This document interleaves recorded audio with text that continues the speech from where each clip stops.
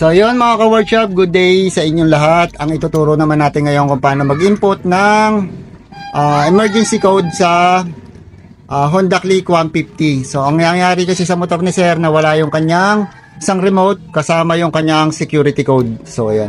So ito yung natira sa kanya, yung spare na remote pero hindi gumagana. So sira na. Yan, sira or lobat. So kaya hindi niya mapaandar o mabuksan yung kanyang motor.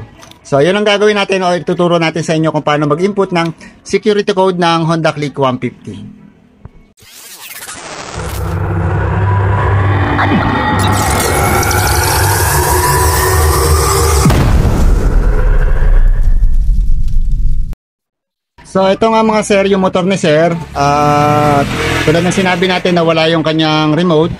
So may natira siyang remote.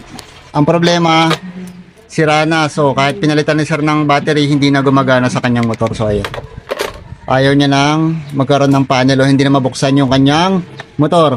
Ang kasamaan palad, kasama sa nawala yung kanyang emergency code, no, sa kanyang motor. Ang kagandahan na lang, yung emergency code number niya nakasave sa kanyang phone, kaya mariretrieve pa rin natin yung kanyang code. So nakasave sa kanyang phone. So ayun ang kahalagahan nito mga sir.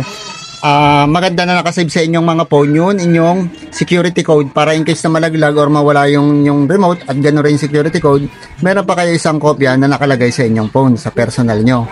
So yun ang ituturo natin ngayon kung paano ilagay yon dito sa kanyang Honda Click 150. So yan.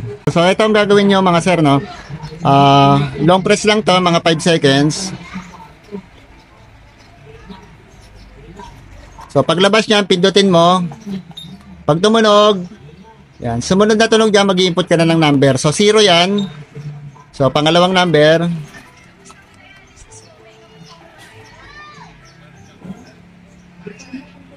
Pangatlong number.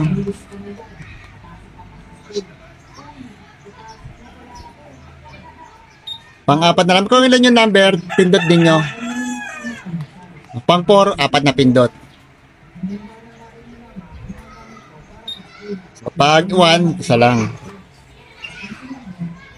So, pang-5, pang-6. Pang-6 na number, 0. So, wala tayong pipindutin. Hihintayin lang natin mag-beep ulit bago tayo mag-enter ulit ng sunod na number. Yan.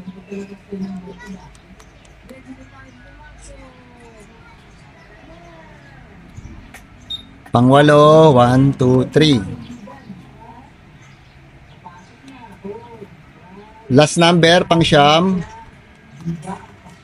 So, ayan. Hintayin nyo lang yan. Tutunog yan pagkatapos. Pwede mo nang i-on. So, ayan. So, ma-on na yung motor mo. Pwede mo nang paandarin nyo yun. So, ayan.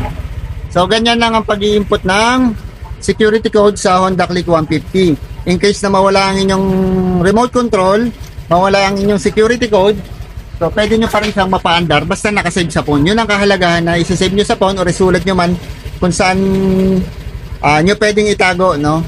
So na kayo lang ang nakakaalam, kasi huwag nyo papakita sa inyong mga tropa, sa mga kaibigan, kasi security code ngayon, kaya kayo natawag na security code, kayo lang ang nakakaalam. So pinakamaganda niya nakalagay sa inyong cellphone number.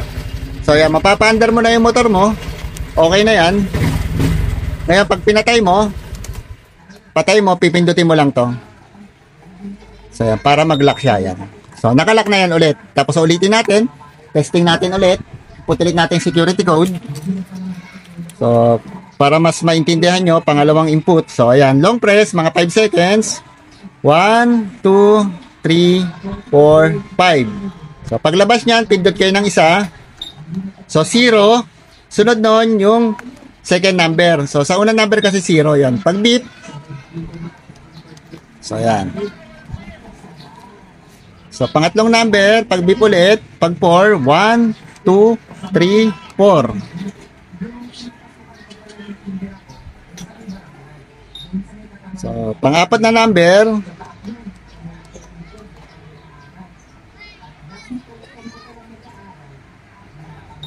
so pang-5.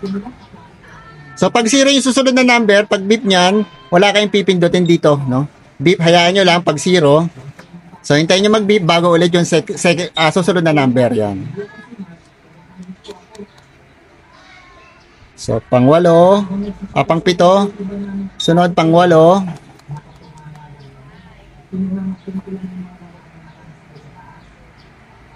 Pang-siyam. So, magbibip ulit yan. Tulad na nangyari kanina. So, aanda na yan. Yan, on mo. So, yun na. Pwede mo na ulit siyang paanda rin mga sir. So, pag papatayin mo, syempre, nawala, no? Papatayin mo, off mo lang. Para mag-lock siya, pindutin mo yung iyong push start switch. So, yan. Nakalock ulit yan mga sir. Hindi na ulit mapapa-andar yan ng kahit na sino. So, yun. Ganun lang ang gagawin niya mga sir pag i-input ng security code sa inyong Honda Click 150. So, yan. Magagamit na ni sir to. So, hindi niya muna mapapalitan yung kanyang switch. Yun nga lang, kada sa kanya, mag-i-input siya ng kanyang security number sa kanyang motor. So, yun lang. Kaya kailangan, hindi ka nagmamadali kasi input ka. So, yun mga sir, gawang Jello Workshop po tayo, GMA Cavite, sa mga may problema sa wiring ng inyong mga motor or papa-install kayo, dayo lang kayo sa shop. So, yan. Hashtag gawang Jello Workshop tayo mga sir.